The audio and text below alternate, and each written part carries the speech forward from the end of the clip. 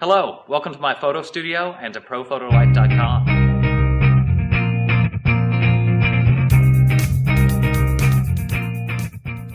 One of the questions I get asked most often by ProPhotoLife readers is how do you shoot with your camera tethered to the computer so that the images go directly to the hard drive for viewing right on the computer monitor? With the Canon camera, it's not difficult to do. The Canon comes packaged with the software and the instructions necessary to shoot with the camera tethered to the computer. So we'll be doing the installation today using a Canon 5D and our laptop computer. Now, all of the camera manufacturers are a little bit different in the way they execute this tethered operation. Some of them do include the software with the camera, like Canon. In the case of other brands, like Nikon, the software requires an additional purchase. There are a number of different softwares on the Canon EOS Digital Solution Disc that came with the camera. The ones we're mainly considered with are EOS Capture, that's going to allow us to capture the images directly to the laptop, and also DPP, Digital Photo Professional, where we'll be viewing the images. Installation should be straightforward. Digital camera software install. And I'm going to choose the easy installation. With the latest software updates installed from the Canon website, I just looked up the camera model, Canon 5D, and looked up software updates. We're now ready to connect the camera using the USB cable supplied with the camera. We'll go ahead and turn that camera on. One thing you want to make sure of on the camera setting, there are two settings on this particular camera, and they're all just a little bit different. With the 5D, there's a place in the camera menu called Communication, and there's a choice of PTP printer or normal PC connection. We want to go with PC connection. Again, refer to your camera manual or software guide to figure out which is correct for your camera model. With that all set, we'll now launch the DPP program on the computer. Now we're ready to give it a try. I have the camera pointed toward me. It's turned on. We're going to go ahead and launch Digital Photo Professional software. Here we go, and I'm going to go to Tools, Start EOS Utility.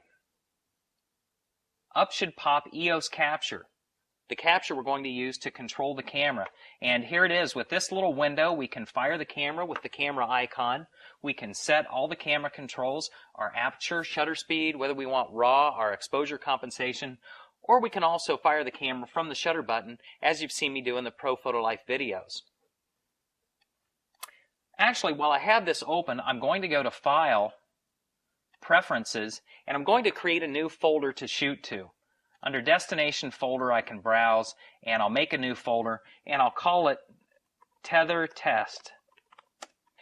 And I'm also going to select Edit Image Window so that I get a large icon when we shoot the photograph.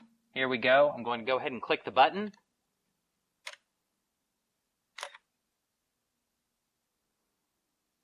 And there we are. We have fully tethered shooting. I can also take a look straight into the camera and use the camera shutter button. It's kind of dim in here. We have a slow shutter speed. But there we go. Fully tethered shooting, and it was just that simple. A couple of additional points about tethered shooting. I don't think you're going to be happy very long with that little 4-foot USB cord that came with the camera. So we do use extensions. We use a standard USB extension of about 10 feet most usually. It's a regular old USB 2 extension with a male and a female end. Now, most guidelines say that you don't want to have a USB cable of total length over 15 feet or so. So we use the 10-foot cable in connection with the 4-foot supplied cable for a total of about 14 feet. I'll go ahead and put this cable in between, and that'll give us quite a bit of additional room to work with. Though we are at the recommended maximum cable length, we can add an additional cable by using this USB 2 cable with what's called a repeater on it. This amplifies and cleans up the signal so that additional length can be used. So by using this 16-foot length with our existing now 14-foot length, we have 30 feet where we can move freely about the studio. It really comes in handy, and we've had absolutely no problems with this particular setup. A couple of other little points I'd like to mention have to do with the safety of your photo and your computer equipment.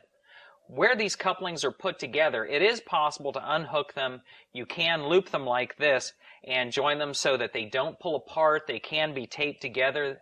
That's okay to do. It's personal preference, but I really like to keep just the straightforward connection on them so that if they do get stepped on or pulled or tugged, they do pull apart. I have seen computers tugged off of the computer stand or the connection on the camera damaged when one of these was pulled abruptly. So again, I just like to keep it so that these connections pull apart easily.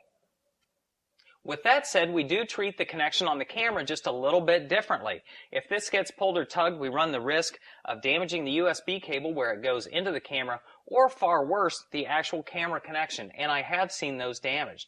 So what we do is we create a very loose loop and then tie a loose knotted loop into the cable and drape it lightly over something on the tripod. I've seen cables tugged to the point where it may move the tripod slightly, but it's not going to risk damaging that delicate electrical connection. So that's an introduction to shooting tethered with your Canon camera. As I've mentioned, it's very similar for the other camera models. You may end up having to purchase software. It may not be supplied with your particular camera model. But I hope this has taken a little bit of the mystery out of it. I hope you're willing to look online for additional resources for your particular camera model. And I hope to collect some more on ProPhotoLife.com to help with the different specific camera models. So thanks always for watching. I appreciate seeing you here, and I hope to see you again next time.